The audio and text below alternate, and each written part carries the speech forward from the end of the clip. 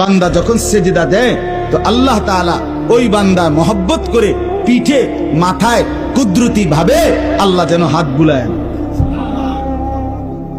হাত বুলায়, আল্লাহ যেন মায়া করে, আদর করে। আনিস আসছো না, আমাকে সেজদা দিলা, আচ্ছা উঠো, ইরফা রাসাক, তোলো মাথা তোলো, বসো।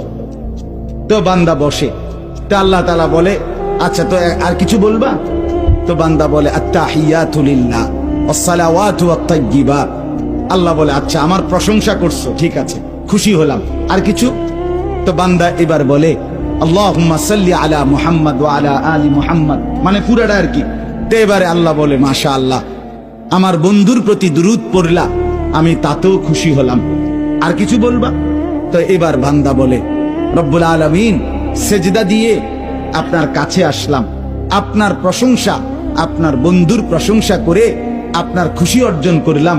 এইবার আমার মূল চাওয়া আছে, আল্লাহুম্মা ইন্নী যালামতু নাফসি যুলমান কাসীরা, আমি না বড় বেশি নাফরমান মাওলা, আমার গুনাহ অনেক বেশি, আমার পাপ অনেক বেশি, আমি খুব বেশি গুনাহ করেছি, আর আপনি ছাড়া আমার মাফ করার কেউ নাই।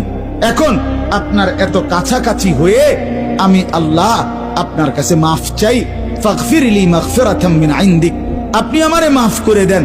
খোদার কসম, রব্বুল আলামিন বলে দরজায় দাঁড়িয়েও যদি কোনো দুনিয়ার কারো কাছে, কোনো ব্যক্তির দাতার কাছে, দুনিয়ার কোনো দানশীলের কাছে দুয়ারে দাঁড়িয়েও যদি কেউ হাত পাতে, সে তো তাকে ফিরায় দেয় না। আর আমি যার মাথায় হাত বুলাইলাম, মার পিঠে হাত বুলাইলাম, আমার এত কাছে আইনা বসাইলাম, তাকে আমি ফিরায় দেব কেন? যা তোকে মাফ করে দিলাম। এই জন্য নামাজের সালাম ফিরাইয়েই সে আবার হালকা আওয়াজের সাথে সাথে বলে আল্লাহু আকবার। মানে কি? আল্লাহু আকবার অর্থ হইল ভাই সাহেব, আল্লাহু আকবার, আমার আল্লাহ বড়, আমার আল্লাহ আমারে মাফ করে দিছে।